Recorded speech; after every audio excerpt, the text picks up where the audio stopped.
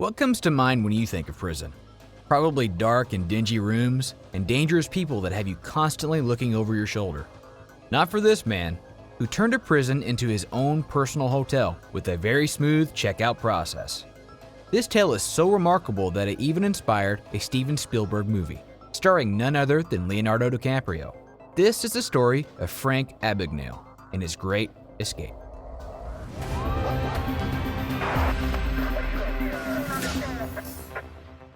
In 1971, Frank Abagnale was being escorted to the Federal Detention Center in Atlanta, Georgia. He was sentenced to 10 years in prison for forging checks. It seemed like a simple procedure that had been done several times before. But what was different about this transfer was that a small bureaucratic error meant that Frank had the perfect opportunity to plan his escape. Because what prison guards didn't know about Frank was that he wasn't just an ordinary check forger, but one of the greatest con men that they would ever meet. Frank Abagnale started his career in crime at an early age. It all started out with the divorce of his parents when he was only 14 years old. He ran out of the courtroom when asked to choose whom he wanted to live with, and soon after committed his first crime. From the separation of his parents to his first encounter with criminal life, he dealt with life's cards in a less than ideal way. His father, who he loved and respected a lot, was one of the first targets of his harmful impulses.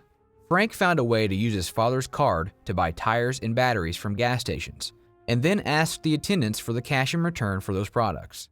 He made a whopping $3,400 defrauding his father, and this turned out to be just the beginning. Frank soon started building a reputation for himself as a career criminal, starting impersonating people at the age of 15. Early on, his exploits were as simple as forging checks and petty theft, but by the age of 21, he was one of the world's most wanted criminals. He had already impersonated a teacher, a doctor, and even a pilot. He had even broken parole on several occasions, and one time he did so by stealing a car. Run-ins with the law were nothing new for Frank. However, this time around was different. He felt like it was his time to shine while being escorted to prison by a U.S. Marshal. In his line of business, this must have been a real Hall of Fame moment. But things were about to get even better for Frank. The U.S. Marshal escorting him had forgotten to give the prison Abagnale's detention commitment.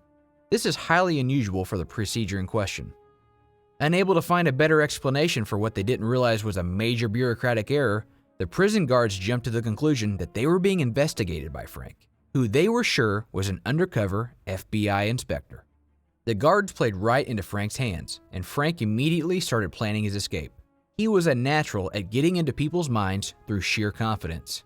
Back when he was 17, he convinced people he was a graduate of the American Airlines pilot school, with only a uniform he picked up from a store.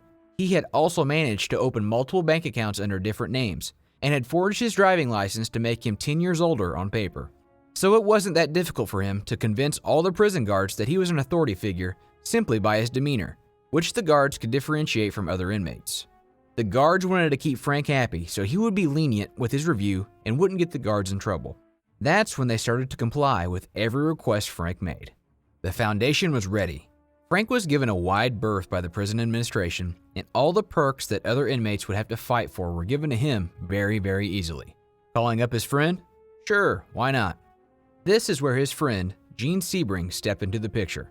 Jean had a business card that an FBI agent, Joe SHEA, had given to her. She used this card to create a new one on which she entered Frank's information. She then impersonated a journalist and told the prison guards that she was writing an article about the prison and she wanted to interview Frank for better insight for the piece. One call and one visit from Jean later, Frank had in his hand the ticket to his freedom, a forged FBI card. Isn't it a great feeling when our intellect is validated? When something you suspected turns out to be right? That's exactly how the guards felt when Frank, the undercover investigator, waved his ID in front of their faces. Of course he was spying on them. They were onto him from the start. They were no fools, or at least so they thought. On the pretext of stepping outside to meet his associate, Frank Abagnale, the master con man, was finally in the wind, once again. To better understand the sheer audacity of this escape, you must know that this prison in Atlanta was no ordinary prison.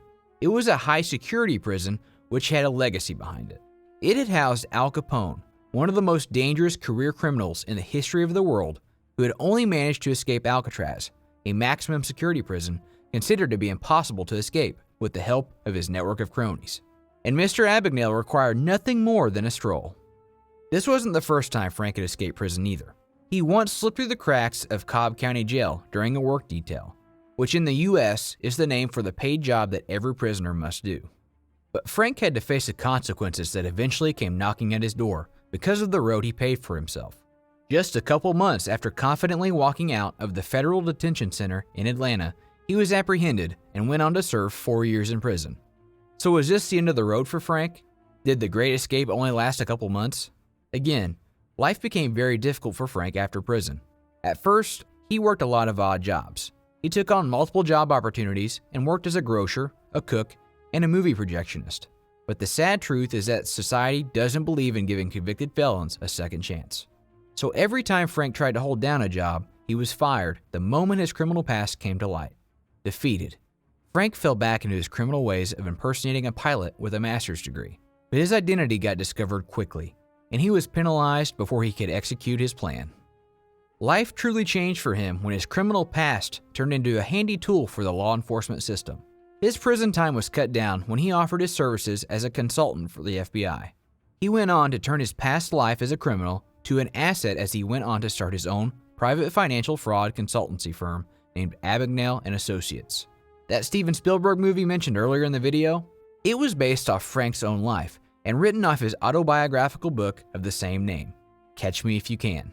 The life he built for himself after his career in crime is truly remarkable. Not many would have given a convicted criminal a second chance at life, so he built it from the ground up himself.